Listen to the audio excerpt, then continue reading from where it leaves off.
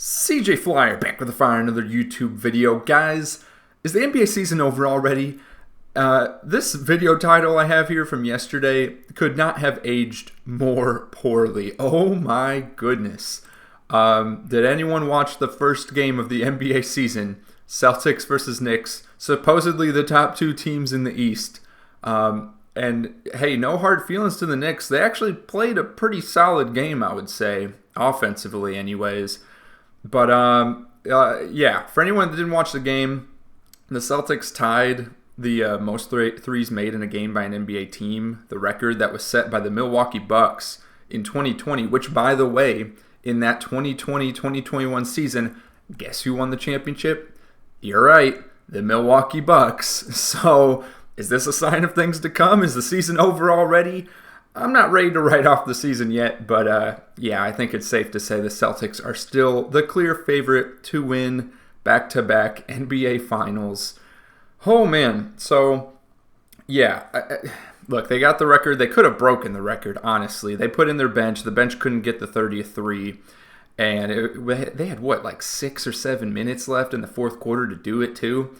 Look, they could have easily have gotten it if they put, the starters back in, the Jays and Al Horford and all of them. But, that's just how it goes sometimes. And they did all this without Porzingis, by the way, who's out right now. So as a fan of a team that is not the Celtics, things are not looking great. But I will say, things can happen between now and come April, May, June time. We could see injuries. We could see other teams step up. So it's not the end of the world. The season's not over yet, guys. Let's chill. But, opening night overreactions. Yeah, the Celtics are by far the best team in the league right now. Let's go ahead and take a look at the summary and box score here. For the Knicks, I was really, really good looks from Miles McBride. I mean, it was incredible. Every time I, turn my head, all of a sudden I hear the announcer say, Miles McBride, three-pointer. I mean, incredible stuff from him.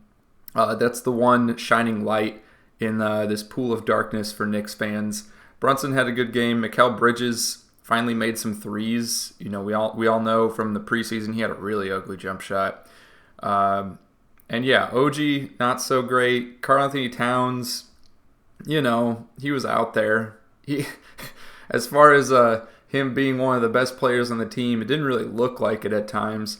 But part of the problem is with him being one of the few bigs healthy on the team right now and him being kind of like a stretch big, so to speak, we didn't really get to see him body down low a whole lot. Yeah, he did get a couple of post-scoring looks at times, but yeah, just not a great look overall for the Knicks, but a few shining moments from them.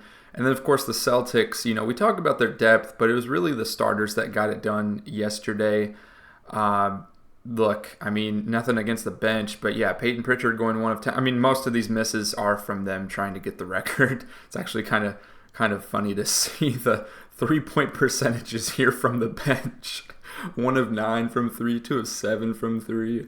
But yeah, overall, I mean, at some point the Celtics were shooting, I think, 60% from 3. They finished with all these misses, and they still finished 47% from 3, which is well above the league average of around 36.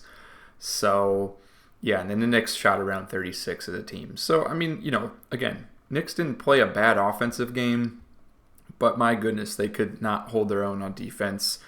And there's definitely some glaring issues that I think some of them will be fixed with time as they learn to play with each other, and some of them I think will be fixed once they get Mitchell Robinson back and Precious Achiuwa, potentially trading for another big, we'll see. But yeah, I'm not too concerned about the Knicks right now. But I will say that this is scary. This is really scary. This is a statement game by the Celtics.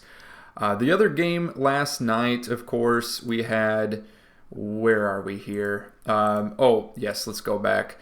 The Lakers. I had the Timberwolves winning that one, and man, did they prove me wrong. Nothing against the Timberwolves. Timberwolves, there was some good looks from them, of course. It was a close game throughout the entire 4 quarters. But yeah, the Lakers stepped it up. Ronnie James getting out there for a couple minutes, I'm glad they didn't make it such a big thing. I'm glad they got it out of the way early on in the second quarter, having LeBron and Bronny out there and then not having it really affect the outcome of the game much. Under 3 minutes of play time, he got bodied up by Julius Randle almost immediately. So not sure how much of a playing time Bronny will get in the future, but we'll see. Anyways, some things I noticed from the Wolves, I've heard concerns from Knicks fans in the past about Julius Randle being a black hole on offense, and sometimes he'll get the ball and he just kind of stands there with it, ISO, uses up the rest of the shot clock. Definitely noticed a couple moments like that in yesterday's game. I did only happen to watch the first half before going to sleep, but that was not something you'd like to see. But then again, he also had some other moments where he's facilitating. There's the 4 assists right there. And even without the assists, getting some players some open looks. So I think there's positives and negatives to take away. Dante DiVincenzo, of course, didn't have the best game either, but I don't think that's a sign of things to come. I think it's just, one off game. I don't necessarily think last year's performance was a fluke. He might not have quite the scoring that he did last season, but I still think he's going to be a quality player to have off the bench to provide that scoring push. So all in all, for those of you that haven't been following the channel, I'm documenting all of my picks for the remainder of the season and just seeing how wrong I am. And so far, I'm 0 of 2. So we had the Knicks and the Wolves winning yesterday, and we're also comparing with the betting favorites at the time that I'm recording the video. So right now it's around 7:30 a.m. Central, and we're gonna go ahead and do that for today's games as well. So let's go ahead, take a look at the matchups, and I'm also gonna have pulled up here. Let me go ahead and center the screen for you guys. Let me go ahead and pull up the injury report for these teams. So game 1 today, we have a classic matchup, Pacers and Pistons. I would expect, without even looking at any injury report or anything here, that the Pacers are going to take this one away, although this is in Detroit. We have, who did the Pistons draft this year? My mind's blanking on this. Let's go ahead, pull up the Detroit Pistons injury report here. So Asar Thompson, obviously a defensive specialist, he's out. Isaiah Jackson day-to-day, I don't think he's going to be much of a difference maker personally. And then if we go ahead and pull up that depth chart here, we'll just go ahead and take a look. Of course, the Pistons also with Cade Cunningham, so it's the Tyrese Halliburton versus Cade Cunningham sort of spotlight on this game. Oh, that's right, the Pistons got Malik Beasley. Totally forgot about that. That's good. That's a nice addition to their team. And then Tim Hardaway Jr., I've been through that roller coaster before as a Dallas Mavericks fan, so I'm not even going to comment on that right now. But let's see, the Pacers. Yeah, I think the Pacers are going to take this one. Obviously, the better team in the NBA regular season doesn't always win, but when it comes to opening day, you'd like to think that the better team's going to, show out, especially if they're the home team. Now, in this case, the Pistons are the home team, but nonetheless, I'm going to be taking the Pacers in this one. And then let's go ahead and see. We're going to do all my predictions first, and then this is no partnership, affiliation, sponsorship by FanDuel or any other sports gambling betting site for that matter. But and also, if you're going to do that, please bet responsibly. I'm not.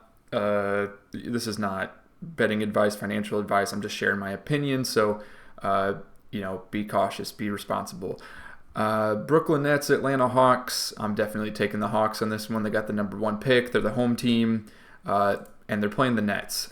So, I think that goes without question. I'm taking the Hawks in that one. Bucks and Sixers. Sixers are going to be without Embiid and Paul George. I'm going to take the Bucks on this one just because of that. Do the Sixers have any other injuries? I'm trying to remember. Let's go ahead and pull them up here. Philadelphia and then the Milwaukee Bucks, of course. No, that's it. Those are their 2 injuries, Paul George and Embiid. The Bucks, of course, without Middleton. Giannis, day-to-day, I'd expect him to play. It's opening day. Then again, I guess Georgia. I don't even get what happened to Embiid. He was playing in the Olympics. I don't know. It's the Sixers are in for a long season. I tell you what. So yeah, we're gonna take the Bucks on this one. And then next game up, we have the Orlando Magic and the Miami Heat. I guess I skipped over I skipped over that game. Apologies. I don't think there's any injuries with those guys either, at least any notable ones that I recall.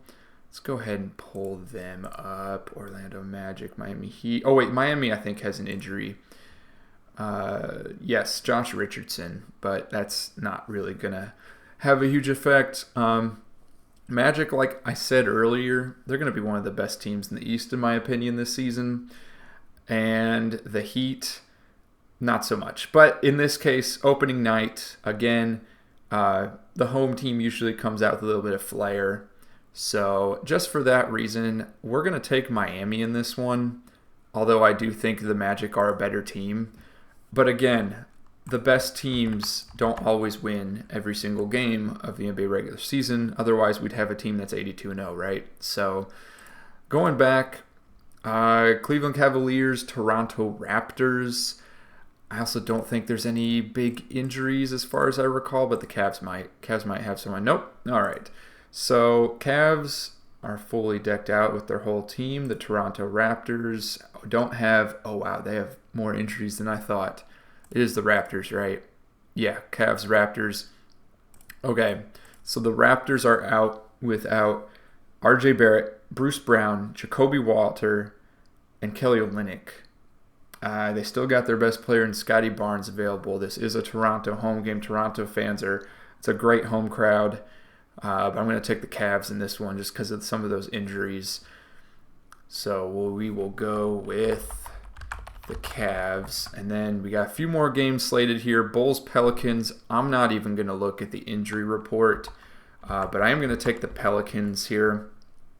Just because of it being the home opener. Hornets and Rockets, no question, I'm taking the Rockets. Grizzlies, Jazz, I'm going to take the Grizzlies on this one. And let me just confirm there's no injuries that I'm missing on that roster there for the Grizzlies here. Oh, that's right, Jaren Jackson. Forgot he was out in the preseason. He's out again in the regular season here. But it's the Utah Jazz, so I'm feeling pretty confident despite the Grizzlies losing a bit of their depth. I'm excited to see Zach Edey and what he's going to do against Walker Kessler, just like he did in Summer League. Warriors and Blazers. We're going to take the Warriors on the road win. And then Suns, Clippers. Look, I know it's the Clippers home game, and they're going to be worse than they were last season. They won't be a bad team, but let's be honest. I wouldn't be surprised if the Clippers' new arena is only like half capacity. But we'll see. I might eat my words tonight. We'll see how many fans they got in the building. Let's go ahead and look and compare now to the betting odds here. Looks like we got the Pacers favored to win that game. Bucks favored to win. Okay, so far it looks like I've basically picked every single... Wow. That was not intentional at all. Oh my goodness. I'm right in line with the odds on every single one of these games, right? We picked the Pacers, we picked the Bucks, we picked the Cavs, we picked the Hawks, we picked the Heat, we picked the Pelicans, we picked the Rockets, we picked the Grizzlies, we picked the Warriors, and we picked the Suns. So it looks like for tonight, I've gone right in line with the betting favorite. I went for 10 for 10. That's incredible. Has anyone ever done that? Because some of these are the line is so close. It's like 2 points, 3 points. But anyways, let me know what you think in the comments down below. Is the season already over? Are the Celtics the champion already? Or are we just overreacting? I think we're overreacting. I think there's still an opportunity for someone to knock them off. But click one of the videos on your screen now for some more NBA discussion.